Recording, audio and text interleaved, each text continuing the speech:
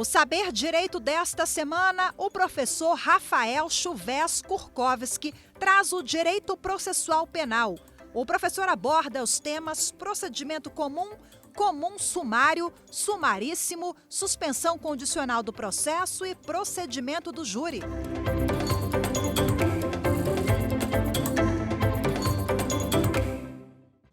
Meus cumprimentos, prezados alunos. Iniciamos hoje a quarta aula de um total de 5 encontros do nosso curso de procedimentos penais. A aula de hoje versará sobre suspensão condicional do processo, prioritariamente, e a diferença dela para com as demais formas de acordos, entre aspas, penais. O meu nome é Rafael Chuvez Kurkowski, sou promotor de justiça em Sergipe e é uma satisfação estar aqui para ministrar mais essa aula e divulgar conhecimentos para todos. Aprendemos juntos, com certeza. Então, para iniciar a aula, vou solicitar a chamada do primeiro slide, por favor, que será apresentada para vocês. Meus caros, de posse do slide 1 aqui na tela, vamos verificar as diferenças iniciais entre essas 3 formas de acordos, lato sensu, para depois aprofundar suspensão condicional do processo. Acompanhando na tela aqui, temos a transação. Transação que já sabemos cabe no GCRIM, Juizado Especial Criminal, regulamentada lá no artigo 76 da 9.099, já vimos nas aulas passadas, e ela cabe para crimes cuja pena máxima é igual ou inferior a 2 anos. E a transação ela é oferecida, de regra, ordinariamente, antes da denúncia. Lembremos-nos, Juizado Especial Criminal, praticado o fato, o ato equivalente a crime, instaura-se o termo circunstanciado de ocorrência, não se impõe a prisão em flagrante ao autor do fato se ele aceitar o compromisso de comparecer quando for chamado à justiça, para a audiência preliminar, artigo 72 da 9.099. Na audiência preliminar, se for crime de ação penal privada e houver composição civil, que é o acordo entre autor do fato e vítima, o que acontece? Renúncia do direito de queixa. A questão penal se resolve e, se não for resolvida a questão civil, objeto do acordo, prossegue-se num processo civil para executar, cobrar o que for de direito. Importa o seguinte, transação. Pena máxima igual ou inferior a 2 anos. Como tratamos de pena máxima, quando considerarmos majorantes e outras questões que influem, que aumentam a pena, nós fazemos sempre o cálculo máximo. O máximo aumento possível, porque estamos atrás da pena máxima. Isso de transação.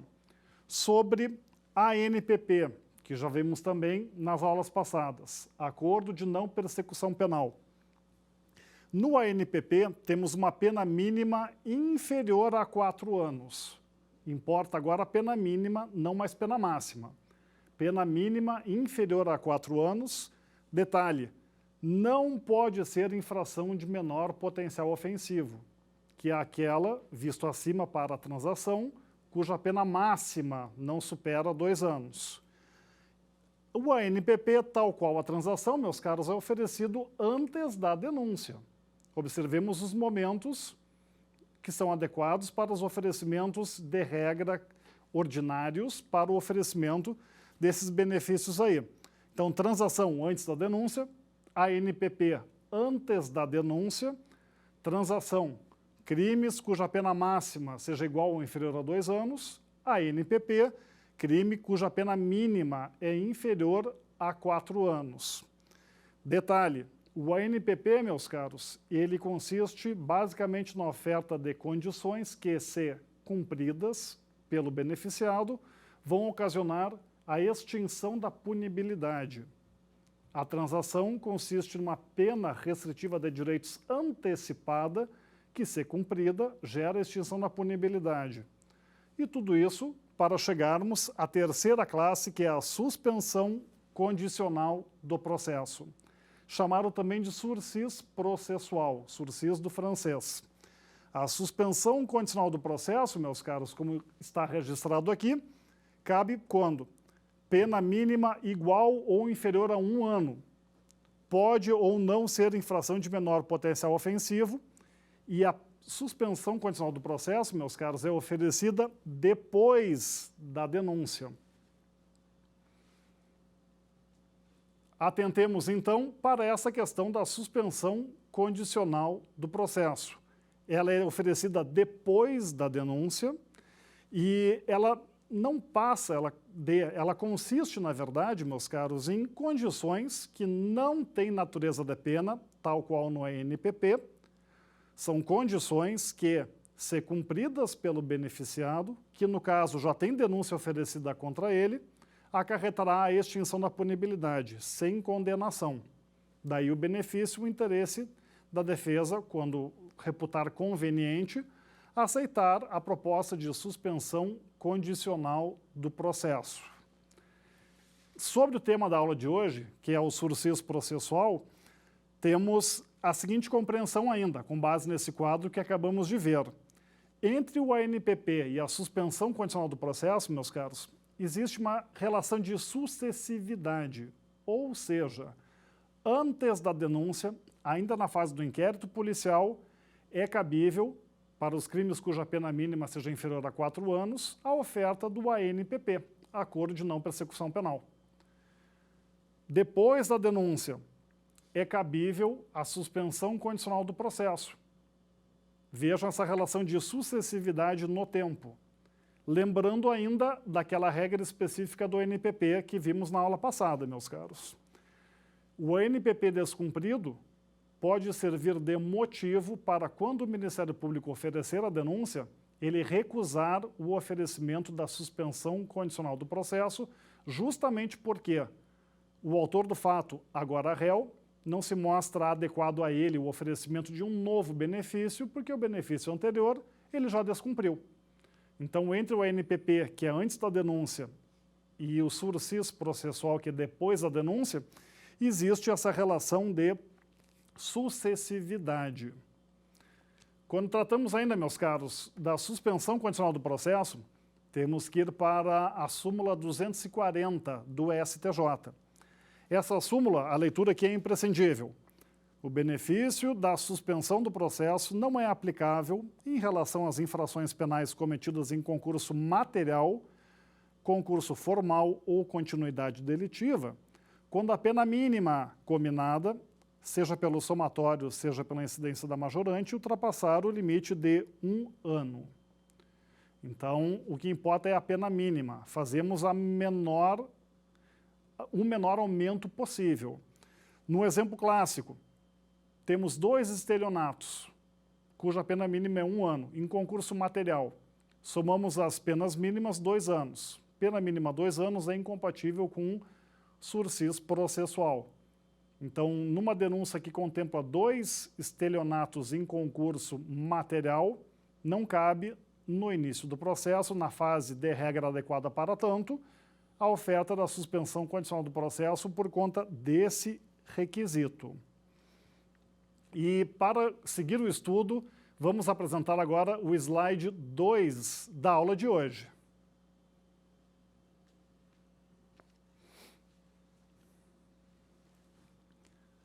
No slide 2, que é apresentado agora, meus caros, temos o seguinte.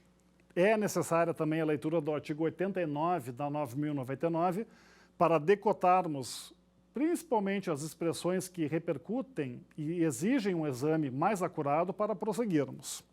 89.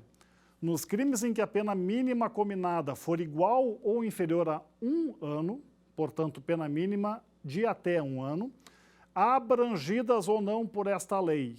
Sublinhem isso no código de vocês aí, na lei de vocês. Abrangidas ou não por esta lei. O Ministério Público, ao oferecer a denúncia, poderá, esse poder, que natureza ele tem? É uma faculdade? Anotem a pergunta. Poderá propor a suspensão do processo por 2 a 4 anos. Quais são as condições? Os requisitos. Por que 2, por que 3 e por que 4? Anotem a pergunta. Desde que o acusado não esteja sendo processado ou não tenha sido condenado por outro crime, novo parêntese, ad eternum, ou estamos falando da reincidência aqui, ou uma condenação a 20 anos pode influir hoje no cabimento da suspensão para mim? Anotem aí. Presentes os demais requisitos que autorizariam o sursis, que é a suspensão condicional da pena. Suspensão condicional do processo. É exatamente o que a locução significa, meus caros. É suspender o processo sujeito a algumas condições. Se essas condições forem cumpridas, o processo termina com extinção da punibilidade.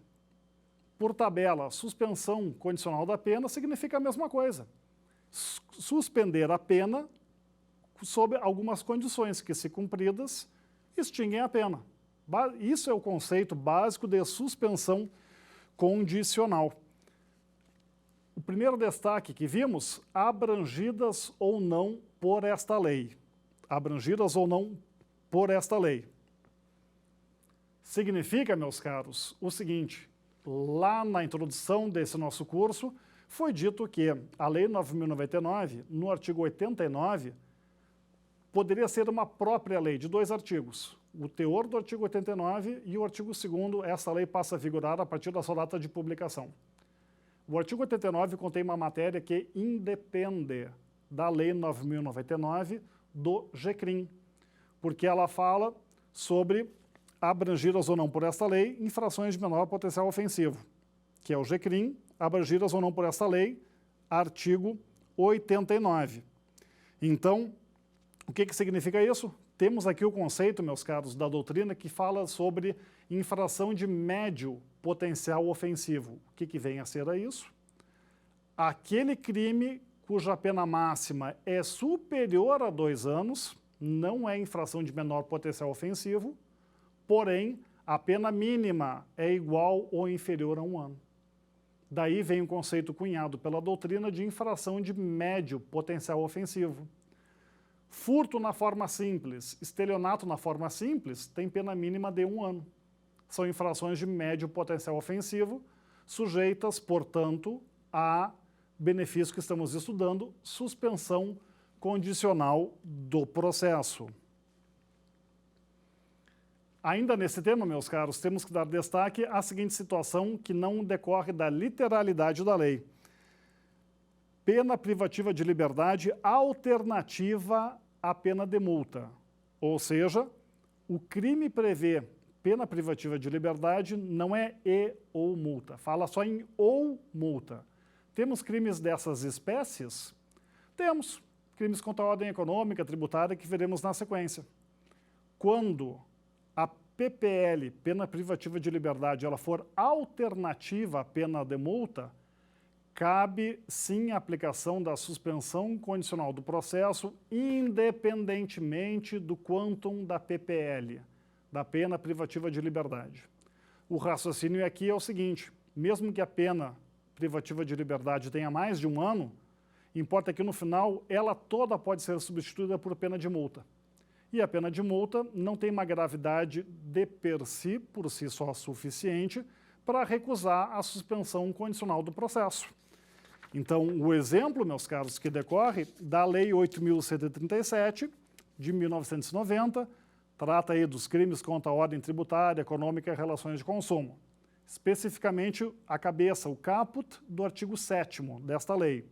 Diz lá: constitui crime contra as relações de consumo. Tem uma série de incisos e a pena: detenção de 2 a 5 anos, vejam, 2 anos pena mínima, ou multa.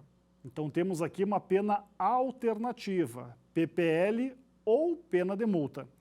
Neste caso, a jurisprudência admite pacificamente a oferta da suspensão condicional do processo, o cabimento desse benefício, não obstante a pena mínima seja superior a 1 ano.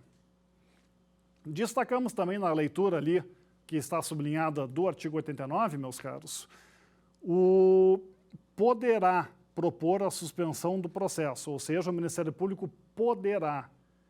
Esse poder é um poder-dever, tal qual já explicado em relação à transação. Estamos aqui diante de uma discricionariedade controlada, mitigada, de uma discricionariedade regrada, também tratada pela doutrina. Ou seja, não é direito subjetivo do réu a oferta da suspensão condicional do processo. Cabe ao Ministério Público fazer o exame a respeito do preenchimento dos requisitos. Porém, uma vez preenchidos, então o Ministério Público é obrigado a oferecer a suspensão. O entendimento é o mesmo em relação à transação. Trata-se, portanto, de poder-dever do Ministério Público e não constitui direito subjetivo do réu. Isso já está também pacificado no âmbito dos tribunais superiores, meus caros. Outro assunto, também foi sublinhado ali a meu pedido, 2 a 4 anos. Qual é o critério? Por que 2 anos? Por que 3 anos? Por que 4 anos? Os critérios aqui levam em conta alguns dos vetores do artigo 59 do Código Penal. As consequências do fato, as circunstâncias em que ele foi praticado e outros detalhes assim. A explicação completa sobre o porquê de 2, o porquê de 3 ou o porquê de 4, como fazer esse cálculo, meus caros, ela é ensinada pelo professor Antônio Henrique Graciano Suchsberger, na obra em que ele comenta a Lei 9.099, uma obra excelente, que é um capítulo de um livro chamado Leis Penais Especiais Comentadas, que é organizado pelos promotores de justiça René Souza e Rogério Sanches, e obra na qual eu participo comentando artigos da crime do Estatuto da Criança e Adolescente, depoimento especial, que é a escuta protegida, e crimes contra o meio ambiente. Ali o professor Antônio Henrique Graciano Suchsberger dá uma aula sobre esse 2 a 4 anos, que é uma questão pouquíssimo explorada na nossa doutrina. Temos, além disso, meus caros, o Ministério Público, ao oferecer a denúncia, poderá propor a suspensão do processo.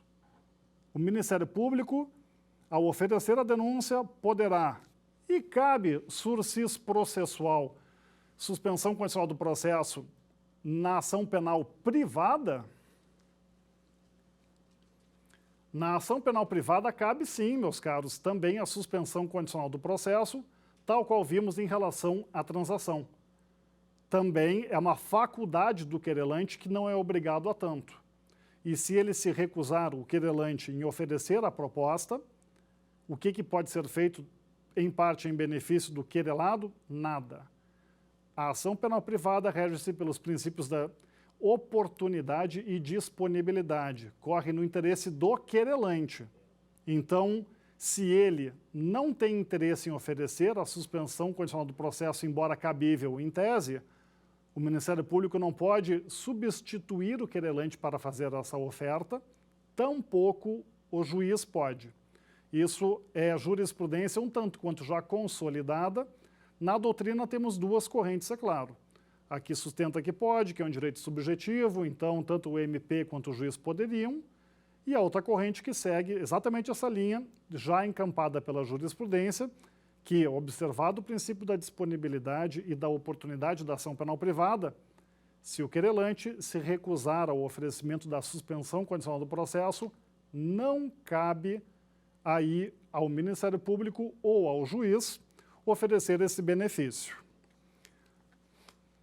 Sobre o momento do oferecimento da suspensão condicional do processo, momento de regra, meus caros, é quando se oferece a denúncia. Ao oferecer a denúncia, o Ministério Público faz uma cota pela qual pede a citação do réu para comparecer em juízo, se defender, pede as demais diligências que entende cabíveis, providências, e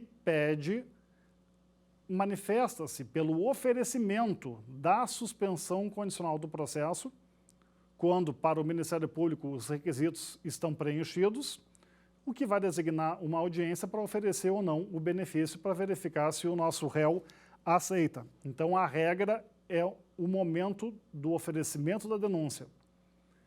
E o que acontece, meus caros, se a denúncia foi em concurso material por 2 crimes, 2 estelionatos, já vimos que pena mínima 1 ano mais 1 ano, 2 anos, não cabe, então, oferecer naquele momento suspensão condicional do processo, o processo transcorre, a condenação se mantém apenas em 1 estelionato, e não 2.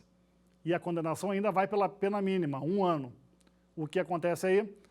Tem que parar tudo e tem que oferecer o benefício da suspensão condicional do processo ao réu, já na fase da sentença. Atentem para isso.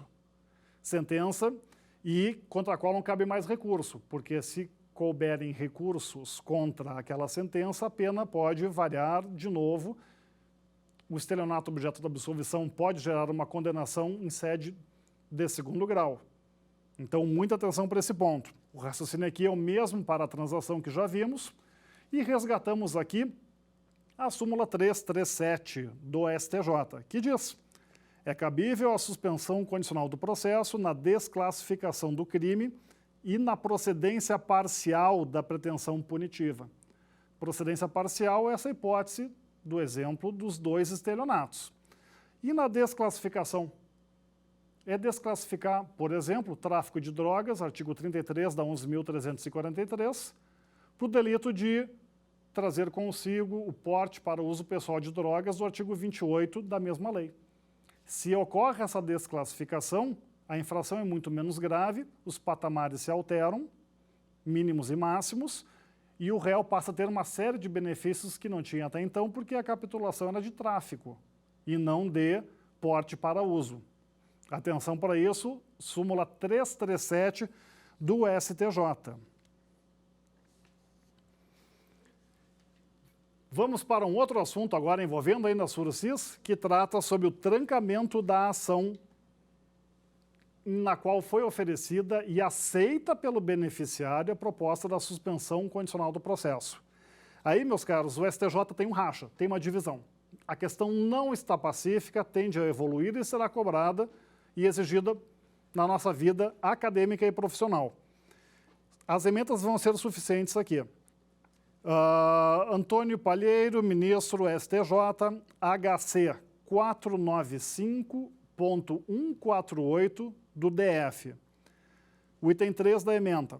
Situação diversa ocorre com a suspensão condicional do processo, em relação à qual se admite a impetração, porquanto, neste caso, já foi deflagrada a ação penal, cuja denúncia foi recebida, revelando-se possível perquirir a existência ou não de justa causa. Então, lá na transação, na aula em que já vimos que para uma corrente não cabia a HC em relação à transação já cumprida, que já tinha gerado a extinção da punibilidade, na suspensão condicional do processo tem interesse. Ou seja, o nosso réu aceita o benefício, está cumprindo no período de prova, 2 a 4 anos, as condições do sursis e mesmo assim impetra um HC para discutir a ausência de justa causa, possível atipicidade. Aí, para esta corrente, ok, podemos. Agora, temos outro precedente também da STJ, ministro João Otávio de Noronha, ação penal número 954/DF, julgado em 17/11/21. O que diz aqui? A insurgência contra o recebimento da denúncia é incompatível com o sursis processual. Opa, diametralmente oposta à ementa anterior que tinha sido lida. Com o sursis processual, direito subjetivo do denunciado de natureza personalíssima que exige seu comparecimento em audiência para aceitação das condições fixadas. Façamos um reparo aqui, não se trata de direito subjetivo. Já vimos que sursis processual é um poder-dever do Ministério Público. Ponto e vírgula. Dessa forma, não é possível a retratação da aceitação, ainda que de forma indireta, por manifestação incompatível com a demonstrada intenção de se submeter às condições pactuadas pelas partes para a suspensão do processo. Em miúdos, o que isso aqui está dizendo? Olha, se eu, autor do fato, réu agora, aceitei a suspensão condicional do processo, eu não posso assumir um comportamento contraditório e, enquanto eu cumpro as condições, está tudo ok, dizer que não tem razão aquele processo. Então, temos 2 precedentes antagônicos do mesmo STJ. Devemos acompanhar a questão para ver se haverá uma pacificação ou não. E vamos agora, meus caros, para as condições do sursis processual. Essas condições estão no inciso 1 ao inciso 4 do artigo 89, que é o único artigo que regulamenta a nossa história, o nosso benefício. Inciso 1. reparação do dano, salvo impossibilidade de fazê-lo. A tônica do Juizado Especial Criminal, a tônica dos acordos penais é, meus caros, sem dúvida, sempre buscar que possível, a reparação do dano e a devolução da coisa à vítima. 2. Proibição de frequentar determinados lugares que tenham relação com a prática criminosa. Então, se o crime envolveu uma briga e lesões em bar em período noturno, proíbe-se o réu de frequentar esses lugares durante o período de prova, que é o período de 2 a 4 anos. 3. Proibição de ausentar-se da comarca onde reside sem autorização do juiz. Autoexplicativo. O réu pode se mudar? Claro que pode. Previamente, ele tem que avisar o novo endereço onde será encontrado. Até porque pode haver uma alteração de competência para acompanhar o cumprimento. Ora, se o réu reside em Florianópolis e se muda para Salvador, é necessário que esse sursis, o período de prova que era acompanhado em Florianópolis, passe a ser acompanhado em Salvador.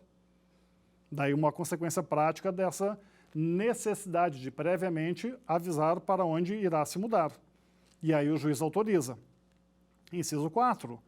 Comparecimento pessoal e obrigatório a juízo mensalmente para informar e justificar as suas atividades. Esse inciso 4, meus caros, nada mais é do que o seguinte: faz-se uma carteirinha, por assim dizer, para o réu. O réu, uma vez por mês, tem que comparecer ao fórum, assinar essa carteirinha e dizer onde está morando, o que está fazendo. Essa é a providência do inciso 4 do artigo 89. São as únicas condições? Não temos mais? Temos uma indeterminada, meus caros, que é a condição judicial, ou seja, aquela que pode ser atribuída, acrescida pelo juízo e não pelo Ministério Público. O Ministério Público pode até sugerir que, além dessas 4 condições, incisos 1, 2, 3 e 4, ele pode sugerir ao juiz que acrescente uma 5ª condição, que tenha pertinência. Mas é o juiz que oferece essa condição, não é o Ministério Público. Essa condição judicial, meus caros, está no parágrafo 2º do artigo 89, que diz: o juiz poderá especificar outras condições a que fica subordinada a suspensão, desde que adequadas ao fato e à situação pessoal do acusado. Eis a pergunta, então. Pode ser oferecida nessa condição judicial alguma condição que seja equivalente a uma pena restritiva de direitos? O STJ, se analisou a questão diversas vezes. Isso gerou, meus caros, um tema repetitivo que foi decidido. Recurso especial 149/80/34 do Rio Grande do Sul. Trata dos recurso repetitivo temas 920 e 930. Leitura rápida aqui é interessante. Não há óbice a que se estabeleçam, no prudente uso da faculdade judicial disposta no 89, parágrafo 2º, obrigações equivalentes, do ponto de vista prático, a sanções penais, tais como prestação de serviços comunitários ou prestação pecuniária, mas que, para os fins do sursis processual, se apresentam tão somente como condições para a sua incidência. Então, além daquelas 4 condições dos incisos 1 ao 4, o juízo pode, no caso concreto, no acordo, acrescentar uma condição que vai ser aceita pelo réu, é claro, para valer, de pagamento de prestação pecuniária, ou seja, de algum acréscimo, uma colaboração, uma instituição de assistência social, a famosa cesta básica, pode, havendo consenso, e isso aí tem conteúdo material de uma pena restritiva de direitos. Embora, porque aplicada em sede de suspensão condicional do processo, fase negocial, não é pena, mas mera condição que, se cumprida, gerará a extinção da punibilidade do nosso réu. Vista a condição judicial, vamos para outro tema agora. Abordaremos revogação do sursis e a revogação pode ser obrigatória ou facultativa. Estamos no artigo 89, parágrafos 3º e 4º. O parágrafo 3º, meus caros, contempla a hipótese de revogação obrigatória. A suspensão será revogada se, no curso do prazo, 2 a 4 anos, o beneficiário vier a ser processado por outro crime, ou não efetuar, sem motivo justificado, a reparação do dano. Percebam aqui, se no curso do período de prova do sursis processual, o nosso réu é meramente processado, não é condenado, processado por outro crime, automaticamente revoga-se o benefício. Se no curso do benefício o nosso beneficiado não cumpre, sem motivo justificado, a reparação do dano, o que acontece? Revogação automática e obrigatória do benefício. Essa revogação, é claro, que exige, por medida do contraditório, intimação prévia do beneficiado para ele comparecer à justiça e ter a oportunidade de se explicar. Afinal de contas, ele pode ter deixado de comparecer 1 mês para se justificar, naquela obrigação, condição de comparecimento pessoal mensal, porque estava doente, ficou internado. Então, o contraditório exige a intimação prévia e a oportunidade de que o beneficiário se explique antes da revogação do benefício. Revogação facultativa, parágrafo 4º. O que diz? A suspensão poderá ser revogada se o acusado vier a ser processado no curso do prazo por contravenção ou descumprir qualquer outra condição imposta. No curso do benefício, o beneficiário foi processado por contravenção, revogação facultativa, meus caros, não obrigatória. E descumpriu qualquer outra condição que não reparar o dano, revogação facultativa também. Imaginemos, se na revogação obrigatória é necessária a intimação prévia para que se justifique o beneficiário, na facultativa com mais razão ainda. Então é óbvio que antes de revogar sob a hipótese de revogação facultativa o benefício, temos de chamar o beneficiário para se explicar em juízo. Se ele quedar inerte, se ele ficar omisso, aí sim revogaremos. Com o detalhe de que, uma vez cumpridas as condições, ocorre a extinção da punibilidade. Neste tempo ainda, meus caros, temos que verificar o seguinte: período de prova 2 a 4 anos. O que acontece no seguinte caso? Lá perto dos 2 anos, peguemos um exemplo de condição por tempo mínimo. Em 1 ano e 11 meses, o beneficiário comete um fato que enseja a revogação desse benefício. Esse fato só vai ser comunicado, ser apurado e tudo mais depois dos 2 anos do período mínimo de prova.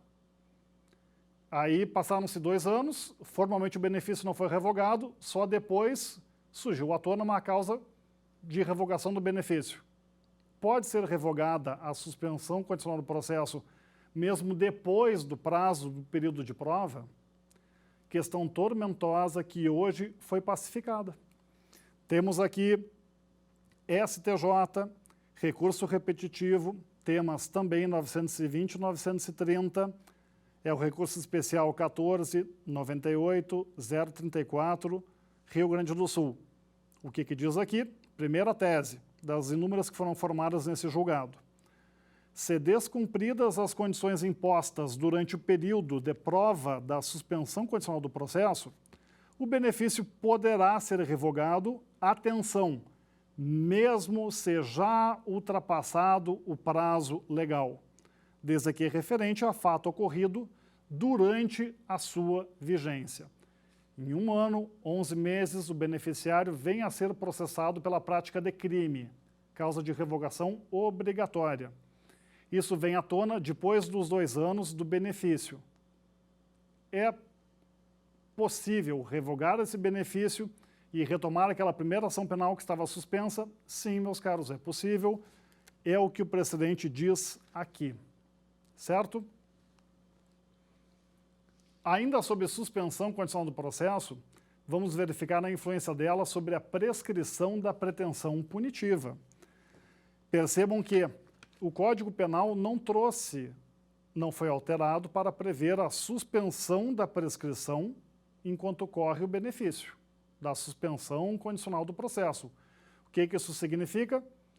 Olha, se eu tenho um acordo que gera a suspensão condicional do processo por 2 anos, em 2 anos o nosso beneficiário cumpre a rigor essas condições, durante esses 2 anos, corre ou não prescrição? Se correr prescrição, é errado, porque não tem exigibilidade de pretensão ali. A pretensão punitiva não pode ir para frente, justamente porque o réu está fazendo a sua parte, cumprindo seu acordo. Então, precisamos de alguma lei que diga que a suspensão sobre a prescrição deve ocorrer. Já vimos em aula passada, rápida revisão aqui, princípio da legalidade em direito penal. Suspender a prescrição é uma coisa que prejudica o réu. Logo, precisamos de lei que diga isso. O Código Penal não diz. E agora? Artigo 89, parágrafo 7º. Parágrafo 6º, perdão. Não correrá a prescrição durante o prazo de suspensão do processo, meus caros. Não fosse o parágrafo 6º, como o Código Penal não foi alterado para isso, o que aconteceria? A suspensão condicional do processo seria aplicada, 2 anos prazo mínimo, e nesses 2 anos fluiria o prazo prescricional, o que naturalmente é errado, não se justifica. Então, diante da existência desse parágrafo 6º do artigo 89 da Lei 9.099, nós sabemos que a prescrição da pretensão punitiva durante o curso da suspensão condicional do processo existe, está vigente.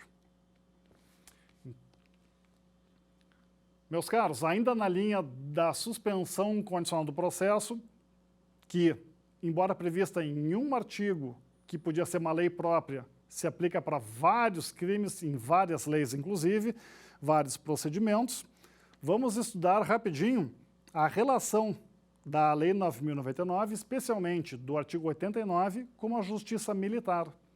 Um julgado muito interessante da relatoria do ministro Luiz Fux, de 2011. Percebam aqui, é o HC 99743. Primeiro, o artigo 90A da 9.099 diz o seguinte: as disposições desta lei não se aplicam no âmbito da Justiça Militar. Opa! O que diz o julgado? Atentem, para a sagacidade do ministro aqui. Crime militar próprio, suspensão condicional do processo, artigo 90A da 9.099. Lei do GCRIM. Inaplicabilidade no âmbito da Justiça Militar. Constitucionalidade em face ao artigo 98, inciso 1, parágrafo 1º da CF. Obiter dictum. Inconstitucionalidade da norma em relação a civil processado por crime militar. A Justiça Militar da União, ela tem competência, diferentemente da Justiça Militar dos Estados, para processar civil que pratique crime militar. Nessa hipótese, portanto, do civil que é processado pela prática de crime militar, cabe sim o oferecimento, portanto, da suspensão condicional do processo. Essa é a leitura adequada deste julgado, meus caros. Repete-se STF HC 99743. Não foi unânime, atentem para isso.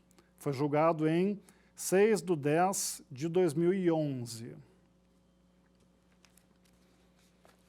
Vamos para outro assunto envolvendo suspensão condicional do processo e Estatuto do Idoso. Cabe ou não no Estatuto do Idoso? O que diz o artigo 94 do Estatuto do Idoso, meus caros? Rápida leitura. Aos crimes previstos nesta lei, cuja pena máxima privativa de liberdade não ultrapasse 4 anos, aplica o procedimento da 9.099. Opa, a 9.099, ela aplica-se para crimes de menor potencial ofensivo, que são aqueles cuja pena máxima igual ou inferior a 2 anos. Se eu aumentar para 4 anos a pena máxima, como é que ficam esses benefícios? Especialmente a suspensão condicional do processo. ADI, ação declaratória de ação direta de inconstitucionalidade, 3096 do DF. Fez uma interpretação conforme deste artigo 94, aspas, no sentido de que, aos crimes previstos nessa lei, cuja pena máxima privativa de liberdade não ultrapasse 4 anos, aplica-se a 9.099, apenas nos aspectos estritamente processuais, não se admitindo, em favor do autor do crime, a incidência de qualquer medida despenalizadora. Concluiu-se dessa forma que o idoso seria beneficiado com a celeridade processual, mas o autor do crime não seria beneficiado com eventual composição civil de danos, transação penal ou suspensão condicional do processo. Isso aqui significa o quê? Não obstante o Estatuto do Idoso tenha determinado a aplicação da 9.099 para os crimes cuja pena máxima não ultrapasse 4 anos, eu não vou admitir transação para esse crime. Eu não vou admitir outras propostas que não observem os requisitos delas, porque esta pena mínima aqui no Estatuto do Idoso foi aumentada. Do contrário, eu estou prejudicando o idoso, que é quem eu queria ajudar com essa lei. Se eu amplio o leque de benefícios ao réu no Estatuto do Idoso, naturalmente eu prejudico a vítima idosa. Então, a aplicação que o legislador quis fazer da 9.099 no Estatuto do Idoso é simplesmente a celeridade processual. Fazer com que o processo sobre crime previsto no Estatuto do Idoso tramite de forma mais célere. Muita atenção para esse ponto, meus caros. E nesse momento, vamos analisar o slide 3 para a continuidade da aula. Neste slide 3, meus caros, estudaremos a seguinte questão. Benefícios da 9.099 têm cabimento em Maria da Penha, violência doméstica? Percebam aqui a redação do artigo 41 que é apresentada. Aos crimes praticados com violência doméstica e familiar contra a mulher, independentemente da pena prevista, não se aplica a Lei 9.099, de 26 de setembro de 95. Esta é a primeira regra. Então, vamos trabalhar com o exemplo da lesão corporal simples. Se vocês abrirem os códigos de vocês, a lesão corporal simples, no artigo 129 do Código Penal, diz lá que ela é pública condicionada, porque depende de representação da vítima. Mas que essa ação penal pública condicionada, ela veio por reforma legislativa, não é a redação original de 129. E agora? O que acontece? Meus caros, a Lei Maria da Penha, quando ela diz que não se aplica a 9.099, ela veda essa alteração que a 9.099 fez na lesão corporal simples. Quem transformou, entre aspas, a lesão corporal simples em ação penal pública condicionada à representação foi a Lei 9.099. Se a Lei Maria da Penha diz que a Lei 9.099 não se aplica a ela, o que acontece com a alteração que a 9.099 fez no Código Penal, na lesão corporal simples, leve? Ela não se aplica à Lei Maria da Penha.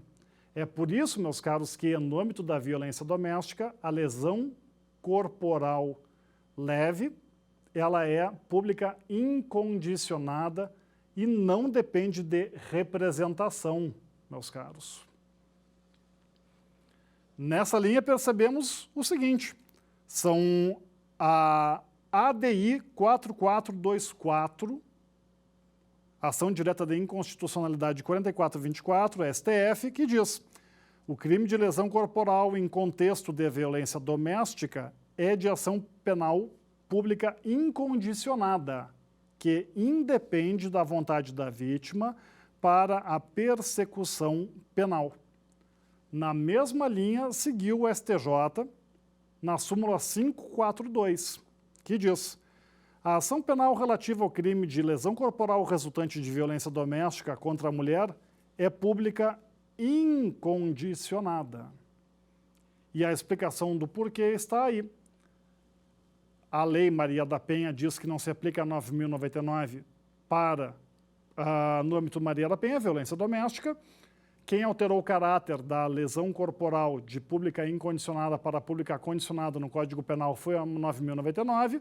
Se a 9.099 não se aplica, é sinal de que, no âmbito da violência doméstica, a lesão corporal simples, leve, ela é pública incondicionada, tal qual era no início, antes da Lei 9.099.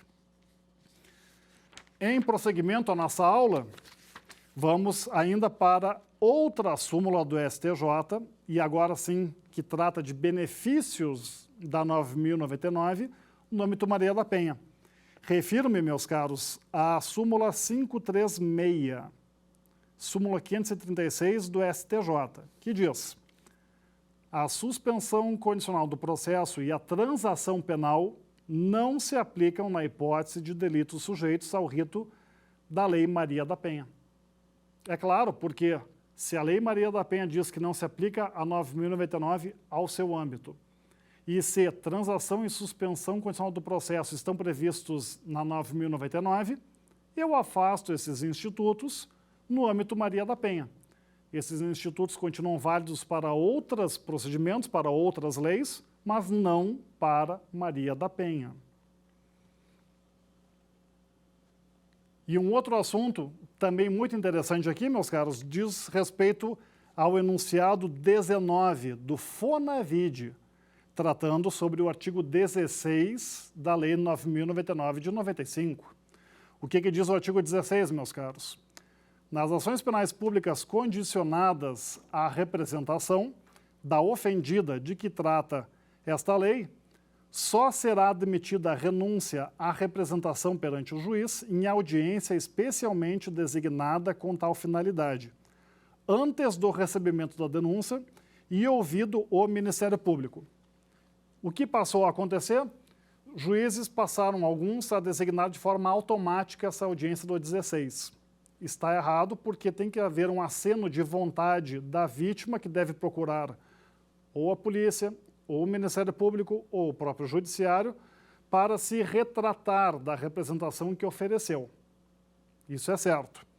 Depois, além de marcar essa audiência do artigo 16, houve um entendimento que prevaleceu por uma certa época de que a vítima que é intimada para a finalidade do artigo 16 e não comparece, presume-se, subentende-se que ela não tem interesse no prosseguimento do processo penal. E então encerra-se o processo penal.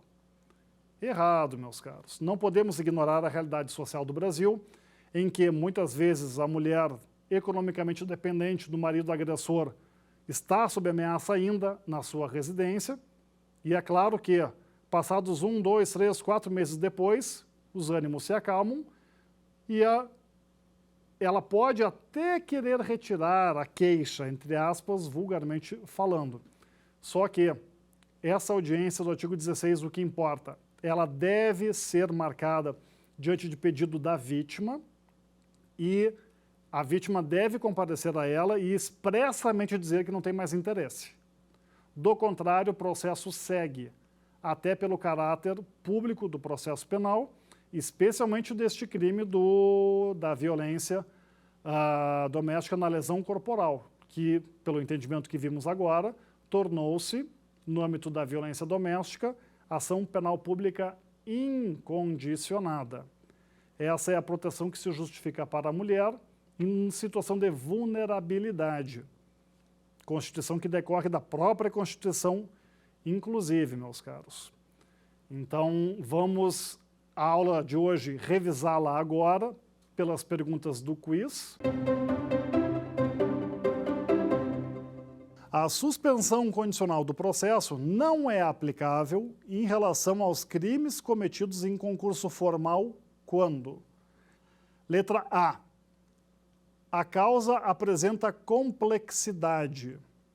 A pena máxima combinada for superior a 2 anos. A pena mínima.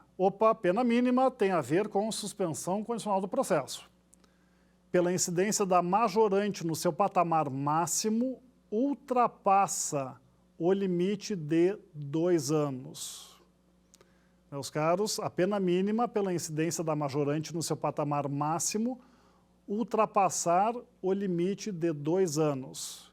A pena mínima pela incidência da majorante no seu patamar mínimo ultrapassar o limite de 2 anos. Técnica de prova, eu tenho praticamente 2 alternativas iguais, a C e a D. Eu já tinha descartado a alternativa B, então posso descartar a alternativa A. Por que a A está errada, meus caros? Se a causa apresenta complexidade, ela é incompatível com o GCRIM. Ela sairá do GCRIM para a Justiça Comum, sob qual rito? Já estudamos diversas vezes, comum sumário. Só que já estudamos, o artigo 89 cabe independentemente de ser GCRIM ou Justiça Comum, independentemente do procedimento. Então, esta é a razão pela qual a alternativa A está errada. Ficamos entre a C e a D. E o jogo de palavras? Na C, a pena mínima pela incidência da majorante no seu patamar máximo. Para eu descobrir a pena mínima, quando existe majorante, eu considero o mínimo aumento ou o máximo aumento, meus caros? Eis a questão. Vejam a alternativa D, a pena mínima pela incidência da majorante no seu patamar mínimo, aí sim. Então, a alternativa correta, meus caros, é a letra D. Vamos para a próxima questão, a questão número 2.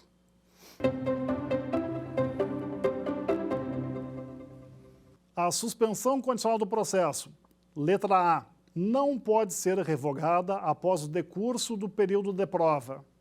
Letra B, será obrigatoriamente revogada se o beneficiário descumprir qualquer uma das condições.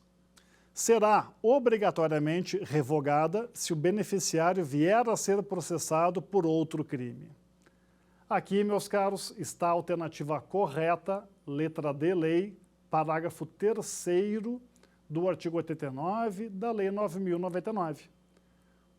O beneficiário que vem a ser processado por crime, isso é causa, sim, de revogação obrigatória do benefício. Ainda assim, temos que ver por que a alternativa D está errada e devemos descartá-la. D. Será obrigatoriamente revogada se o beneficiário não reparar o dano, mesmo que justificadamente. Vejam a pegadinha, meus caros. Se o nosso beneficiário não repara o dano e apresenta motivos para tanto, ele sofreu um acidente, ficou acamado, não pôde trabalhar, razão pela qual não pôde reparar o dano, essa é uma desculpa válida, uma justificativa para não revogar o benefício. Então, por isso a alternativa D está errada, porque ao final ela diz, mesmo que justificadamente. Se o beneficiário justifica, não há revogação, não é devida a revogação do benefício. Analisadas as 4 alternativas, temos que a correta, portanto, é a letra C, meus caros. E aqui encerramos a nossa 4ª aula, penúltima aula. Aos estudos, avante e até a próxima. Muito obrigado. Quer dar alguma sugestão de tema para os cursos do Saber Direito? Mande um e-mail para a gente, saberdireito@stf.jus.br, ou entre em contato pelo WhatsApp. O número é esse que aparece na sua tela. Você também pode estudar pela internet. Acesse o nosso site tvjustiça.jus.br ou pode rever as aulas no canal do YouTube TV Justiça Oficial.